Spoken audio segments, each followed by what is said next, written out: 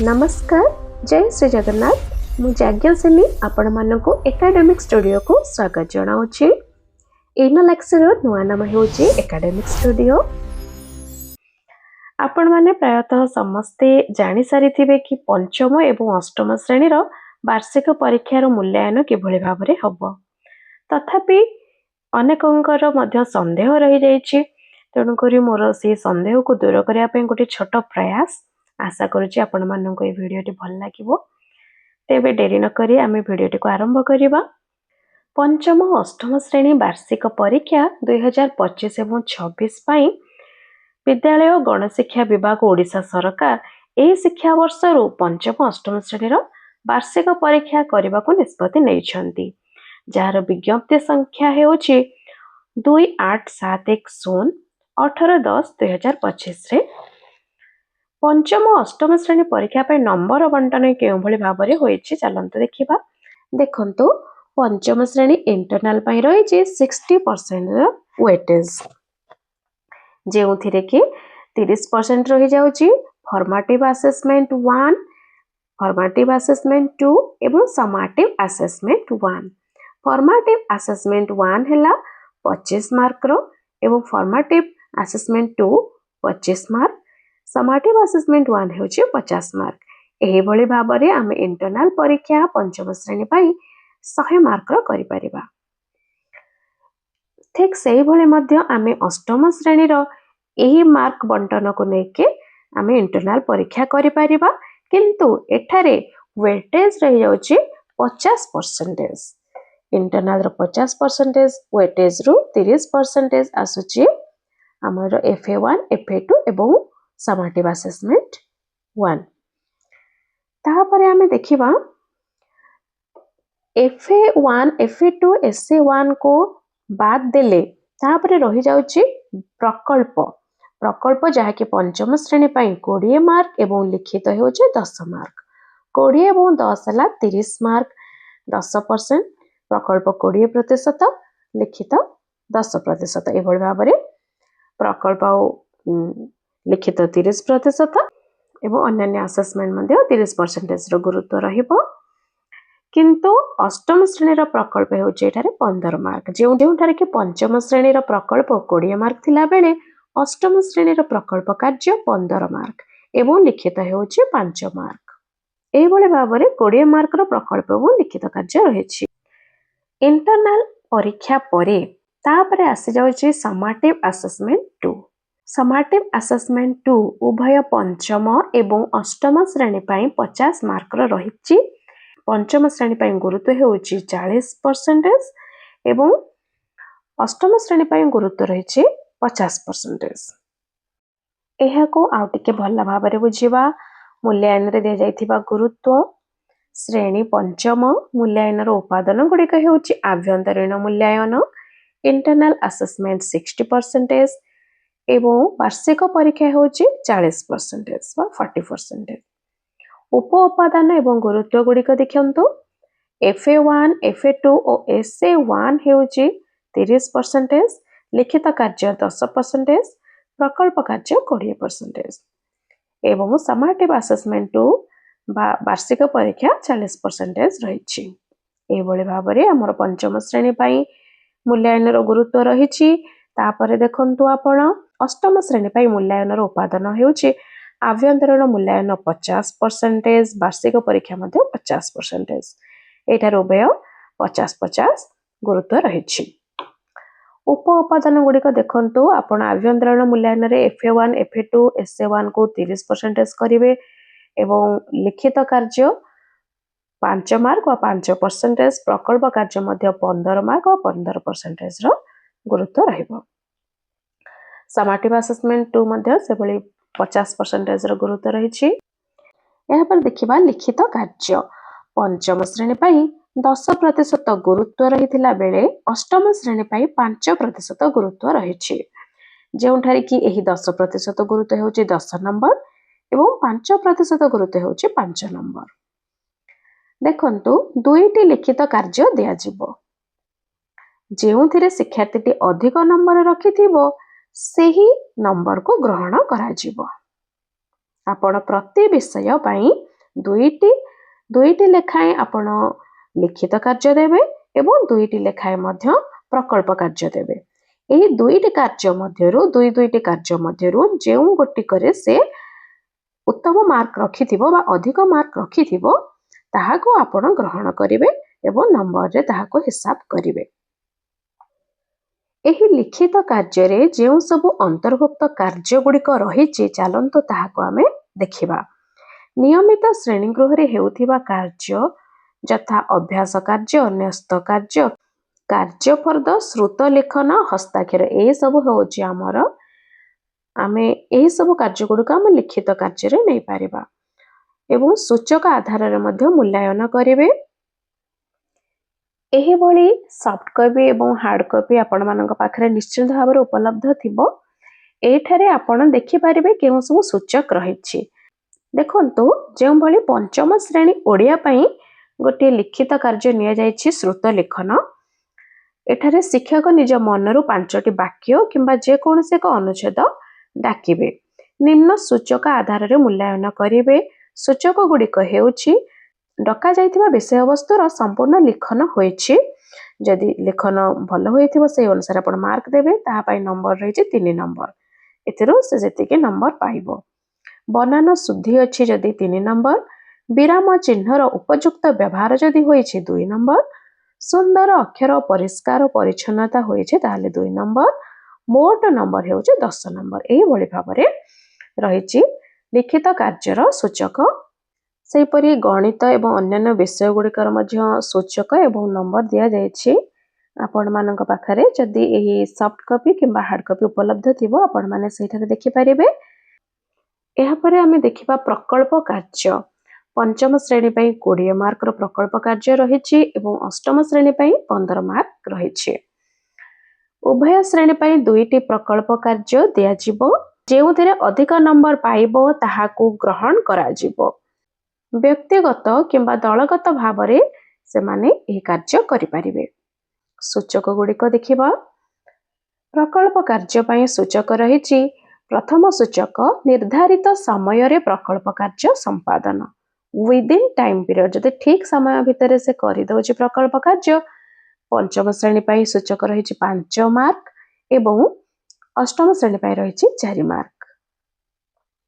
द्वितीय सूचक देखंतु प्रकल्प कार्य को परिष्कार भावरे करिबा प्रॉपर्ली एंड नीटली जदि करिछि ताहले पंचम श्रेणी रो शिक्षार्थीटी 4 नंबर पाइला बेले अष्टम श्रेणी रो शिक्षार्थी 3 नंबर पाइबो।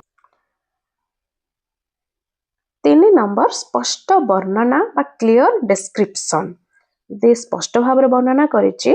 पंचम श्रेणी पाई 4 नंबर एवं अष्टम श्रेणी पाई 3 नंबर। स्पष्ट एवं आत्मविश्वास सहित उत्तर प्रदान जदि करिछि ताहले करेक्टली एंड कॉन्फिडेंटली जदि आंसर देछि पंचम श्रेणी रो शिक्षार्थीटी 4 नंबर पाइबो एवं अष्टम श्रेणी रो शिक्षार्थी 3 नंबर पाइबो। सृजनशीलता रे बा क्रिएटिविटी रे पंचम श्रेणी शिक्षार्थी 3 नंबर रही एवं अष्टम श्रेणी शिक्षार्थी 2 नंबर रही। एही भली भाबरे पंचम श्रेणी 20 नंबर एवं अष्टम श्रेणी 15 नंबर रही। आमे आभ्यंतरीण परीक्षा प्रकल्प कार्य लिखित कार्य एवं वार्षिक परीक्षा नंबर जानिगले। वर्तमान चलंतु देखिबा आभ्यंतरीण परीक्षा प्रकल्प कार्य लिखित कार्य सहित वार्षिक परीक्षार नंबर को मिसाई आमे केमिति हिसाब करिबा। एथिपाई किछि स्टेप करिबा। 3टी स्टेप मु एठारे बाहर करिछि। स्टेप 1 रे आमे FA1 एवं FA2 एवं SA1 रो प्राप्तांक जहा शिक्षार्थीटी पाइथिबो ताहार 30% बाहर करिबा। तापर स्टेप 2 को छिबा जेउठारे कि लिखित एवं प्रकल्प कार्यर प्राप्तांक को आमे मिसई प्राप्तांक को आमे जोग करिबा। स्टेप 3 रे आमे समाटिव असेसमेंट रो 40% जाके प्राप्तांक रो 40% ताहाको आमे बाहर करिबा। तापर आमे मोट नंबर को केमते हिसाब करिबा देखंतु प्राप्तांक रो मोट नंबर गुणन शतकड़ा आमे एही 30% 40% गुरुत्व को केमळे भाबरे हिसाब करिबा। एहा को आमे शिक्षार्थी जेति कि प्राप्तांक पाइछि ଯେମିତିକି FA1 FA2 ଏବଂ SA1 ରେ ଯାହା ସବୁ ପ୍ରାପ୍ତାଙ୍କ ପାଇଲା ତାହାକୁ ଆପଣ ସବୁ ପ୍ରାପ୍ତାଙ୍କ ଗୁଡ଼ିକୁ ମିଶାଇ ଦେବେ। ଏହି ପ୍ରାପ୍ତାଙ୍କ ତା ସହିତ ବିଭକ୍ତ ମୋଟ ନମ୍ବର ପ୍ରାପ୍ତାଙ୍କ ବାଇ ମୋଟ ନମ୍ବର ଶତକଡ଼ା ଗୁରୁତ୍ୱ ଗୁଣନ ପ୍ରାପ୍ତାଙ୍କ ବାଇ ମୋଟ ନମ୍ବର ଗୁଣନ ଶତକଡ଼ା। ଉଦାହରଣ, ପଞ୍ଚମ ଶ୍ରେଣୀରେ ପଢୁଥିବା ଜଣେ ଶିକ୍ଷାର୍ଥୀର ଲିଖିତ କାର୍ଯ୍ୟ, ପ୍ରକଳ୍ପ କାର୍ଯ୍ୟ ଓ ପରୀକ୍ଷାରେ ରଖିଥିବା ନମ୍ବରକୁ ନେଇ ହିସାବ କରିବା। ଷ୍ଟେପ୍ 1 ଦେଖନ୍ତୁ, ଶିକ୍ଷାର୍ଥୀ ବିଦ୍ୟାଳୟରେ ସମ୍ପାଦିତ ହେଉଥିବା ଗଣିତ ପରୀକ୍ଷାରେ ନିମ୍ନମତ୍ୟ ନମ୍ବର ପାଇଛି। ତାହା ନମ୍ବରକୁ ଆମେ ହିସାବ କରିବା। ପରୀକ୍ଷା ଦେଖନ୍ତୁ, FA1 ରେ ମୋଟ ନମ୍ବର ହେଉଛି 25, ଶିକ୍ଷାର୍ଥୀଟି ପାଇଛି 20। FA2 ରେ 25 ନମ୍ବରରୁ ଶିକ୍ଷାର୍ଥୀଟି ପାଇଛି 20। SA1 50ରୁ ଶିକ୍ଷାର୍ଥୀଟି ପାଇଛି 30। ମୋଟ 100ରୁ ସେ 70 ପ୍ରାପ୍ତାଙ୍କ ପାଇଲା। ତେବେ ଆମେ ଏବେ ଷ୍ଟେପ୍ 1 କୁ ଯିବା, ଯେଉଁଠାରେ କି ତାର ପ୍ରାପ୍ତାଙ୍କର ଗୁରୁତ୍ୱ ଆମେ ବାହାର କରିବା। ପ୍ରାପ୍ତାଙ୍କ ହେଉଛି ତାର 70 ନମ୍ବର। 70 ନମ୍ବର 30% ଗୁରୁତ୍ୱ ଆମେ ବାହାର କରିବା। ଏଥିପାଇଁ ତାର ପ୍ରାପ୍ତାଙ୍କ ବାଇ ମୋଟ ନମ୍ବର ଗୁଣନ 30। ଏହିଭଳି ଭାବରେ ଆପଣ ହିସାବ କଲେ ପାଇବେ 21 ନମ୍ବର। ଯଦି ଗୁରୁତ୍ୱ ହିସାବ ବେଳେ ମୋଟ ନମ୍ବରର ଦଶମିକ ସଂଖ୍ୟା ହୁଏ, ଯେପରି 21.3 କିମ୍ବା 21.8, ତେବେ ଏହାକୁ 22 ବୋଲି ଧରାଯିବ। ଯେତେବେଳେ ଗୋଟେ ଦଶମିକ ସଂଖ୍ୟା ବାହାରୁଛି, ଏହାର ପରବର୍ତ୍ତୀ ସଂଖ୍ୟାକୁ ଆପଣ ହିସାବକୁ ନେବେ। ଷ୍ଟେପ୍ 2, ଯଦି ଶିକ୍ଷାର୍ଥୀଟି ଗଣିତରେ ଗୋଟିଏ ଲିଖିତ କାର୍ଯ୍ୟରେ 7 ନମ୍ବର ଓ ଅନ୍ୟଟିରେ 8 ନମ୍ବର ରଖିଛି, ତେବେ ଆମେ 8 ନମ୍ବରକୁ ହିସାବକୁ ନେବା। ଆମେ କମ୍ ନମ୍ବରକୁ ହିସାବକୁ ନେବାନି, ଯେଉଁଥିରେ ଅଧିକ ରଖିଥିବ ସେହି ନମ୍ବରଟିକୁ ହିସାବକୁ ନେବା। ଏହାପରେ ପ୍ରକଳ୍ପ କାର୍ଯ୍ୟରେ 10 ନମ୍ବର ଓ ଅନ୍ୟଟିରେ ଯଦି 16 ନମ୍ବର ରଖିଛି, ତାହେଲେ ଆମେ 16 ନମ୍ବରକୁ ହିସାବକୁ ନେବା। ଏହିଭଳି ଭାବରେ ପ୍ରକଳ୍ପ ଓ ଲିଖିତର ମାର୍କ ହେଉଛି 24 ନମ୍ବର। ଏବେ ଆମେ ଷ୍ଟେପ୍ 2 ର କାର୍ଯ୍ୟ ସାରିଦେଲେ। ଏବେ ଚାଲନ୍ତୁ ଦେଖିବା ଷ୍ଟେପ୍ 3। ବାର୍ଷିକ ପରୀକ୍ଷାରେ ଗଣିତରେ 50 ନମ୍ବରରୁ 30 ନମ୍ବର ରଖିଥିଲେ କେଉଁଭଳି ଭାବରେ ଗୁରୁତ୍ୱ ହିସାବ କରିବା।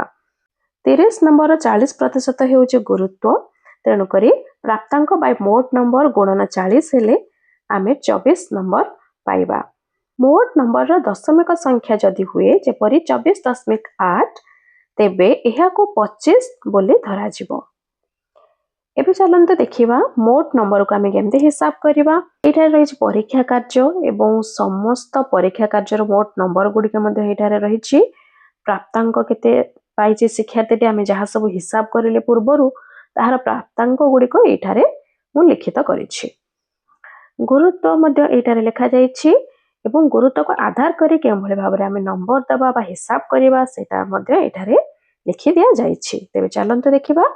FA1, FA2 ଏବଂ SA1, ଯାହାକି ଆମର ଇଣ୍ଟରନାଲ ପରୀକ୍ଷାର ମାର୍କ ଥିଲା ମୋଟ ନମ୍ବର 100, ପ୍ରାପ୍ତାଙ୍କ ଶିକ୍ଷାର୍ଥୀଟି ଆମେ ହିସାବ କରିକି ଜାଣିଲେ 70 ପାଇଛି, ଯାହାର ଗୁରୁତ୍ୱ ଥିଲା 30%।